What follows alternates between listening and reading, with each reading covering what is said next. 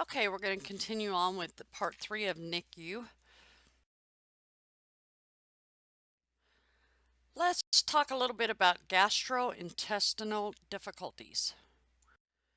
They may have high aspiration risk. They have the poor gag reflex, incompetent sphincter, poor sucking and/or swallowing reflexes. They will have high caloric needs and have a small stomach to take in the nutrition. You have to offer high caloric feeds in small volumes. They may be having difficulty digesting or absorbing nutrition due to the immaturity.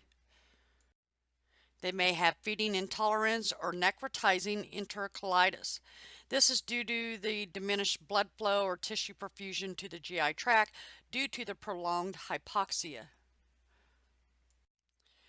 There's a potential for the decreased ability to handle increased osmolarity of formula protein, the difficulty of absorbing saturated fats, the difficulty digesting lactose.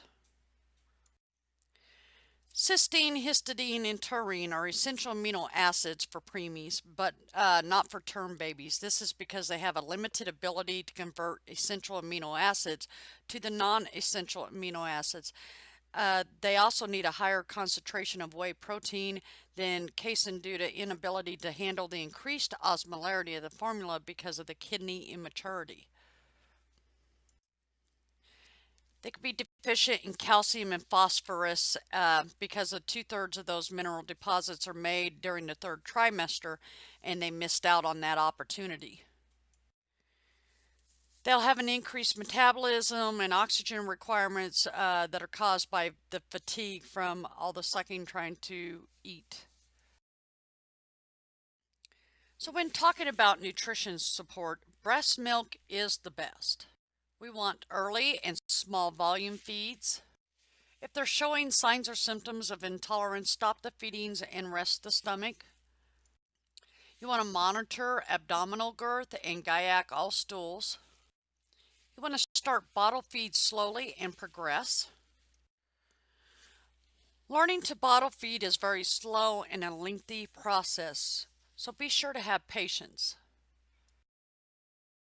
So how do we feed a preemie?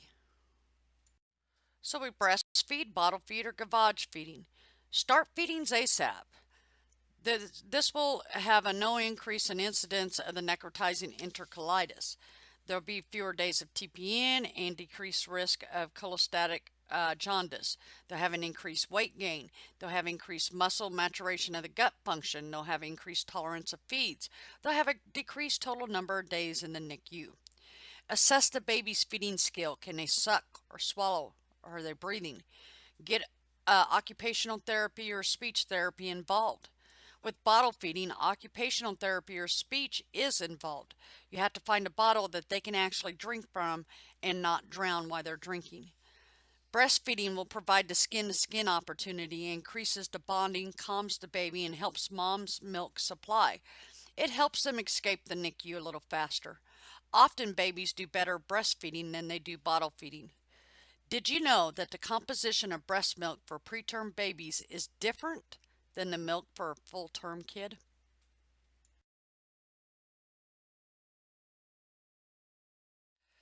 So let's talk about gavage feeding.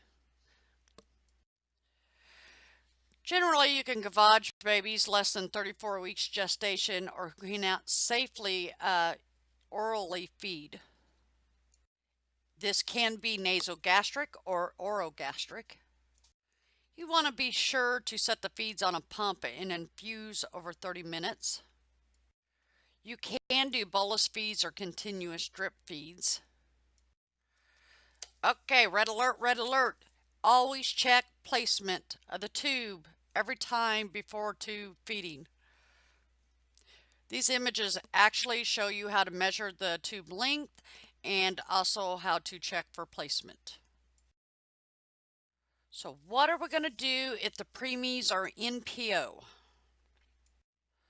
Well, of course, the preemie baby will receive total parenteral nutrition, also known as TPN, and 20% lipids. It is ordered fresh daily as needed, and the recipe is based off of all morning labs. It will contain sugar, protein, vitamins, minerals, and fat. It is infused by an IV, either PIV or PIC. The typical fluid goal is 80 milliliters per kilogram per day to 150 milliliters per kilogram per day. And daily weights will be monitored. Okay, let's review a few complications. There's the potential of apnea prematurity. Apnea is the pauses of greater than 20 seconds with desaturation, color changes. We have central apnea, that's due to immaturity. We have obstructive apnea, and that's due to blockage of airflow. The PDA is usually due to hypoxia and lack of arterial tone. RDS due to inadequate surfactant. IVH, usually less than 34 weeks. They're at a higher risk until 34 weeks. Brain ventricles are lined with the germinal matrix. It's highly vascularized, and those vessels can rupture with hypoxia. They could, experience anemia. They had the rapid rate of growth that is required. They had the shorter red blood cell lives. And then there's a decreased iron reserves, and then they have excess blood draws. They had the potential for reflux. They had the poor esophageal sphincter tone, which causes laryngeal spasms, which causes A's and B's. They also had the potential for hyperbilirubinemia, hypoglycemia, and sepsis. Retinopathy of prematurity, bronchopulmonary dysplasia, hydrocephalus, seizures, CP, learning disabilities. CP is cerebral palsy. They could have speech problems, complications of feeding difficulty, developmental delay, and/or possible hearing problems. Okay, so let's look at the assessment of the preterms. Is their color pink or ruddy? Is the skin translucent? They'll have little subcutaneous fat, smooth. It'll be like velvet, lots of lanugo. Their head will be big in relation to the body. The skull bones are soft, pliable, easily molded. Their ears are pliable and they tend to fold over. The genitals will have like a small penis or small, smooth scrotum. They have the undescended testes. The clitoris and labia minora are prominent. The posture is flaccid and frog-like. Their cry is weak and quiet. Their reflexes are not all present. That really depends on the gestational age. And their activity are like jerky movements, and they could have tremors. Okay, we're going to talk a little bit about maintenance, and let's start with maintenance of the respiratory function. You want to maintain an airway patency, elevate the head of the bed, keep the neck in the middle, use a shoulder roll, monitor their respiration rate, their breath sounds, any apnea or periodic breathing, nasal flaring, grunting, retractions. You may have to administer or titrate oxygen as ordered or as needed, and you want to monitor blood gases. To maintain the neutral thermal environment, you want to promote the skin-to-skin contact, administer only warm, humidified oxygen, don't place babies on cold surfaces, pre-warm everything, keep the skin dry, keep beds away from drafts, keep the babies in a double-walled isolate as indicated, use skin probe to monitor the baby's temperature, warm feeds before giving the warm milk before you feed them. And then later, you want to dress in layers and double wrap with a hat. Okay, so maintenance of fluid balance, weigh daily, weigh diapers, evaluate the fontanelles, monitor mucous membranes, maintain accurate intake and output every hour, and aim for a UOP of 1 to 3 milliliters per kilogram per hour. For infection prevention, wash your hands, scrub the hub, administer antibiotics, monitor for yeast or thrush infections, DC central lines as soon as possible, get them off the ventilators as soon as possible to decrease the risk of VAP, monitor for skin breakdown, Synergists assess for signs of sepsis, such as lethargy, temperature instability, feeding intolerance, apnea, or bradycardia. You want parent bonding to occur. Encourage the parents to visit, to touch the baby, to do as much of the baby's care as possible. Let them hold the baby. Skin to skin is best.